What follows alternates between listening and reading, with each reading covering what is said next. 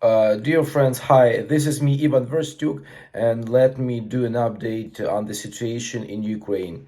This time I will focus on Ukraine's economic recovery, and it's not that I'm underestimating the importance of the battlefield experience that Ukrainian army is having right now in the eastern and southern operational areas. That's because Ukraine is now in the second stage of the war. While the first stage was mostly about intense fighting in most of Ukraine's regions, the second stage of the war is about organizing the economic life of the country during the war. That's complicated. There are several things need to be said on Ukraine's economic recovery. First thing is unemployment. Unemployment is on the rise, and I'm as a resident of Kiev. I hear my friends and just my acquaintances complaining about the shortage of jobs. You can't really find a good job these days in Kiev, which is Ukraine's capital city and used to have 4 million residents and lots of jobs, uh, surplus of jobs, which is why Kiev had lots of migrants from other Ukrainian regions. But nowadays, it's hard to find a job in Kiev. In the public sector, jobs are still available. They're not very well paid, but these are jobs that are safe and socially secure. In the private sector, it's harder to find a job, just because private sector is experiencing a crisis, and even the major companies, big ones, that used to be really successful can't really hire more people because they need to keep financial reserves in case war goes on for many more months.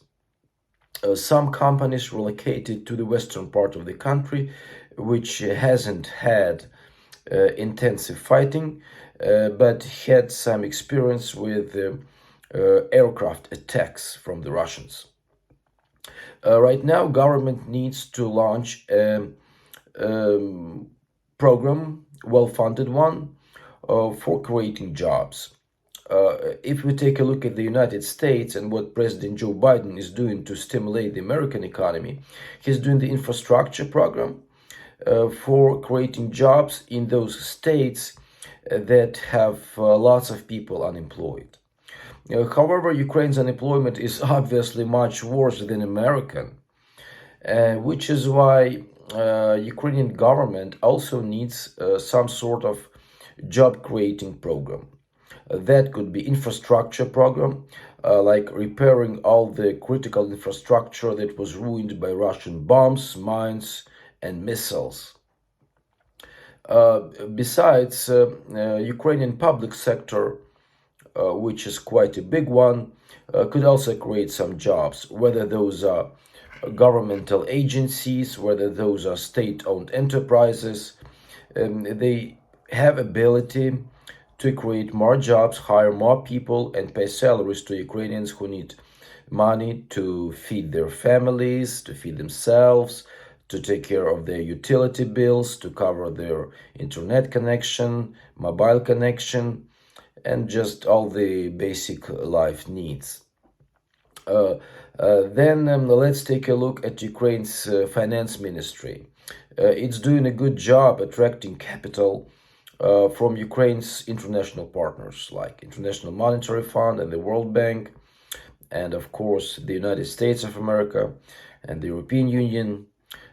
However, what I would like to say is that Ukraine's finance ministry is a little bit way too conservative with the way it conducts its financial policies, which means, you meet that kind of obsolete planning in many emerging economies. When the finance minister is mostly concerned about serving financial liabilities. And his thinking is, well, I have the deadlines for paying interest on the bonds. I have deadlines for those bonds that are maturing. That's going to be my focus. Well, of course, there's nothing bad about meeting the deadlines on the bonds. That's an absolute necessity, and Ukraine will not be defaulting on its financial liabilities. But financial planning under the war is more than bonds, and finance ministry should be taking care not of just bonds, but also providing social benefits to those who are in need. And those are young families, those are senior citizens, those are unemployed, and just everyone else who needs social care.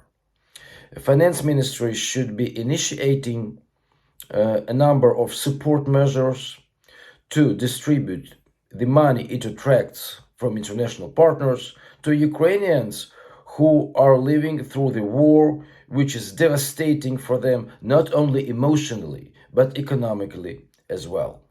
One more thing, Ukraine's finance ministry has a long tradition to cover the financial gap, the fiscal gap, with raising taxes on tobacco and alcohol, which is absolutely understood since people shouldn't be smoking at all, while excessive drinking is also harmful for their health.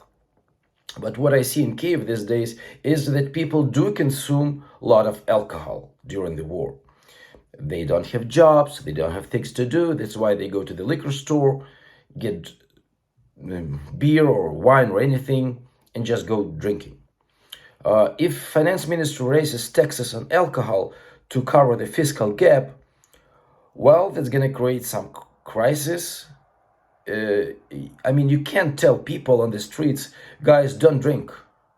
They would answer you, wow, this is a war, we want to drink.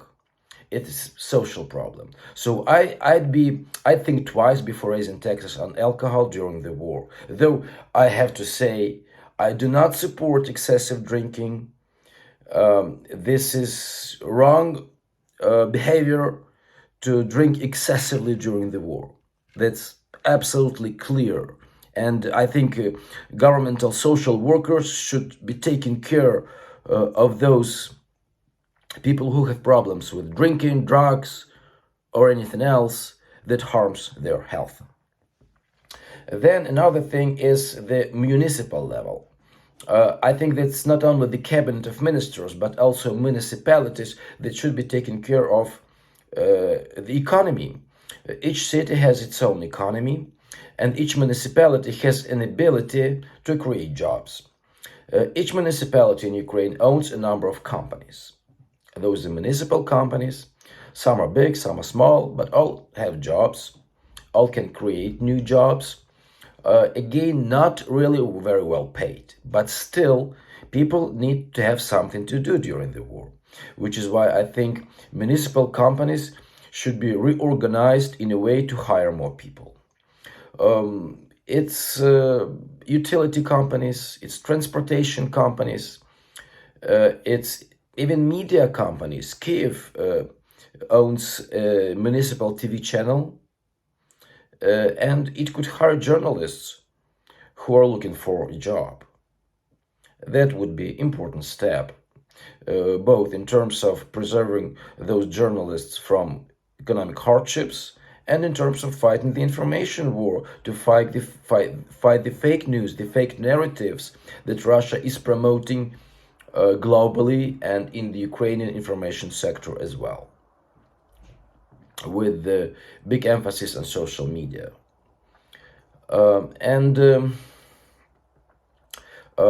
Besides that, it's really important for Ukrainian government to communicate its economic policy, to announce a number of measures to support Ukrainians, to support Ukrainian families during the war. It might be underestimated the importance of communication policy, but in economic planning, it really matters for the government to announce, here's the list of what we're gonna do. Here's the list of grants and loans and support measures that we are providing to Ukrainian society for it to be able to live through the war and to have their ends met. I'm pretty much sure that Ukraine's Prime Minister Denis Shmyhal will take care of this. He's a capable leader of the government with the proper economic thinking, proper understanding of economic matters, experienced, having gained his professional experience in the energy sector. However, I think Ukraine's president, Volodymyr Zelensky, should also take part in this and be leader of changes in Ukraine's economic policy for the better. Again, it's important to keep paying most of the attention to defense policies, to organizing the army in a proper way. That's absolute priority. But we cannot allow ourselves to not pay attention to the economic matters. Vladimir Putin, Russia's leader, wants to undermine Ukraine's economic development. He wants to destroy Ukrainian economy to the degree that it won't be able to survive without Western support. Vladimir Putin clearly realizes that the longer the war takes, the poorer Ukrainians will get. That's the problem. If Vladimir Putin won't be able to take Ukraine under his control, which he won't do because Ukrainian army wouldn't let him, he will do anything to destroy Ukrainian economy and its future and its chances to become prosperous and its potential to grow, create jobs, and provide benefits for Ukrainians. Again, we shouldn't delay economic policy decisions, and Ukrainian government shouldn't delay economic policy decisions. You can start with communication policy first, then do the financial planning, and then move on to the stage of putting these policies into practice. That would be the right thing to do, to support Ukrainians, to support their families, to support their way of life, no matter where they live, in Kiev, the capital city, or in any other major city, or in a small town, or in a village, or in a remote community. Let's take care of Ukrainian economy.